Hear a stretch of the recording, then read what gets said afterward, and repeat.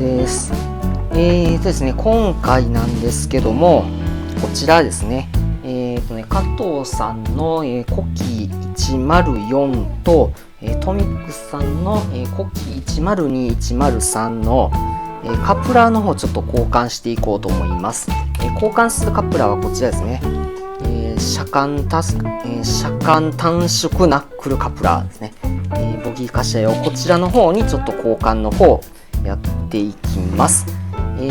ちょっとね、もうすでに1両だけもう交換終わってるんですけども、ちょっとね、純正品まず加藤さんの分からちょっと交換の方やっていきます。これ台車ちょっと外さないとダメなので、一旦虹止めしてある台車を外します。で、カプラーの方が、車体にこうついてたので、上側ですね、上側の方に、このカプラーを、アーノルドカプラーをこうねじってひねってこう取り出すっていうような形で、ポケットの方がついてます。で、こちらが、そのまま上を向く形になるので、カプラー取り付けるカプラーの向きはこうですね、この向き、これでこう取り付ける形になります。スプリングはそのまま使うので、スプリングをちょっと維持したままで取り付けるんですけども、これが結構ね、難儀なんですよ。なかなかね、うまくいってくれなくて。よっしょ。あ、これダメだ。今のは失敗だ。これね、縦向きにこう入れて、そして、こうひねって取り付けるという感じですね。スプリングがちょっと、変なところ入ってしまってるな。これはダメだ。失敗するとこんな風にスプリングちょっと変なところに間にカプラー入ってしまったりするので、そうならないようにちょっと注意して。カプラー交換のね、一番難儀なのはこのスプリングが飛んでいくのと、カプラー自体がうまく入らなくて手から逃げてしまうっていう。よいしょ。今回はいけたかな。で、これで縦向きに入れたのをこう横に。で、大丈夫ですね。で、こんな感じでスプリングが効いたカプラーになります。そして、逆。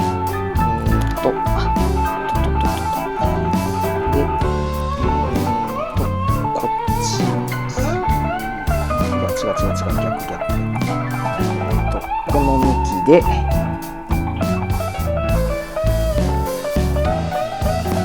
台車にまたネジを留める。ネジね、ドライバーマグネット付きあればそちら用意した方が絶対いいです。もうマグネットの付いてないドライバーめちゃくちゃ使いにくいんですね。本当にね、工具類はいいものを使った方がいいですよね。そして、これも同じようにこう外して、そして本当にね、車間短縮のナックルカプラーが小さいせいもあって持ちにくいんですよね、すごく。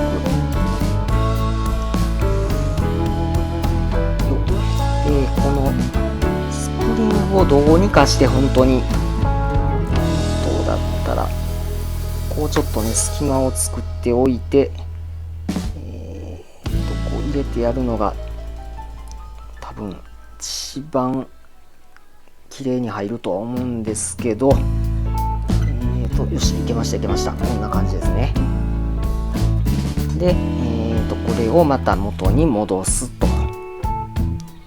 交換はこれだけなので、加藤藤さんの車両に関しては全然問題なく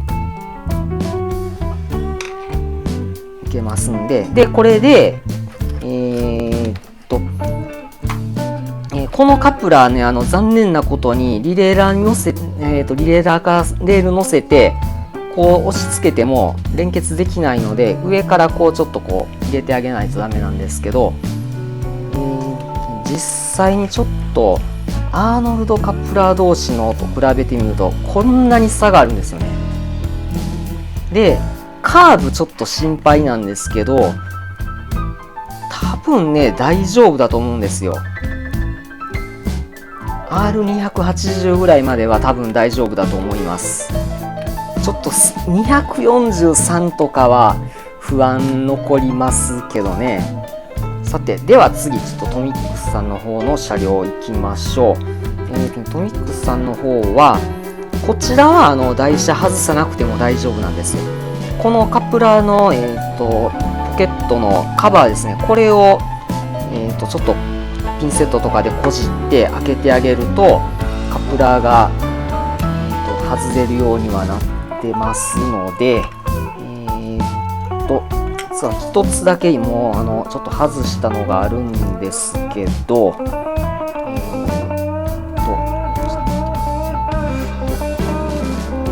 ちらですね。最初ついてたカプラーがこれで、スプリングが入ってて、そしてこう、カバーがついてたっていう感じなんですけども、こじって開けるとこんな感じになります。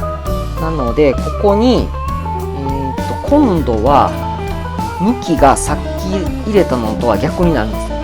加藤さんのカプラーは上からカプラーをこう入れたのに対して、トミックスさんのは下から入れる形になるので、さっきとは逆向きにこう入れるような感じになります。隣にね、加藤さんの交換終わった車両を置いておけば、まず間違うことないと思うので、そして、スプリング、これがね、もう怖いんですよね。どっか飛んでいきそうで。変なとこ入るし、もう。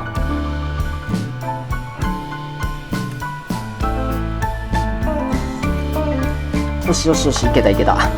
で、こう、綺麗に入ったタイミングで、拡大してみましょうか。こんな感じですね。こういう風に。こう、綺麗に入ってくれると、助かるんですけど、で、あとは、このカバーを元に戻すだけで、まず出てきた。いかん。こ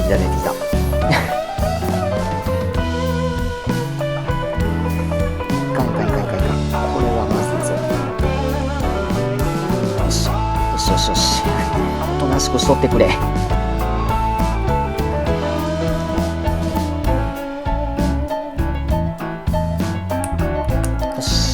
よし、いけた。こんな感じで交換の方は完了です。で、ちょっと心配なのがカプラーの高さとかなんですけども、全然問題ないですね。いけました。では同じようにちょっと交換していきたいと思います。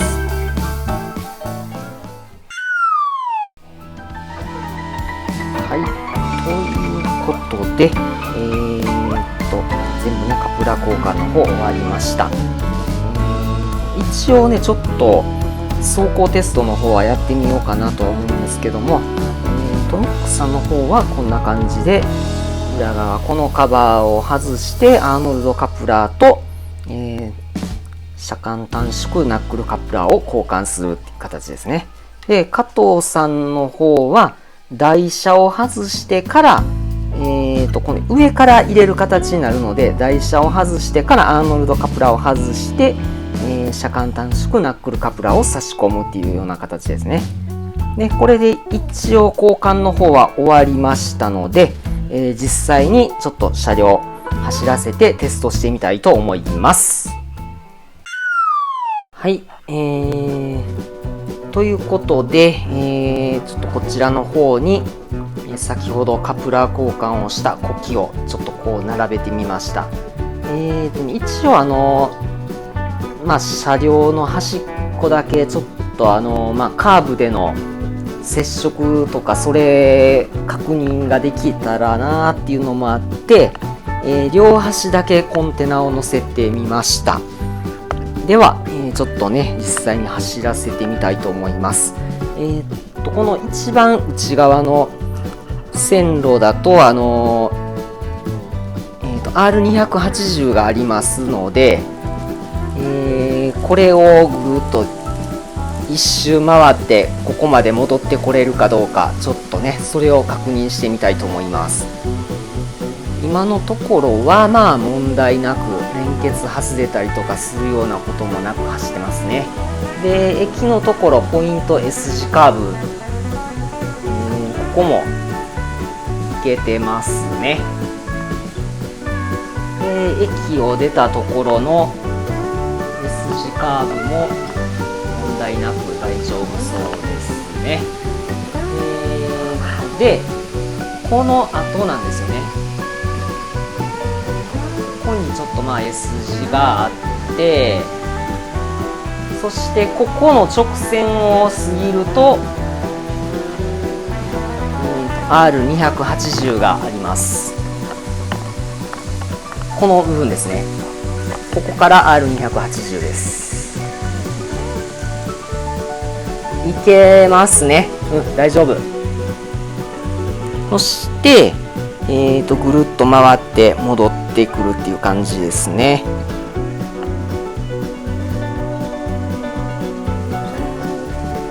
今地下というか地上駅、高架駅の下ので、戻ってきました。大丈夫そうですね。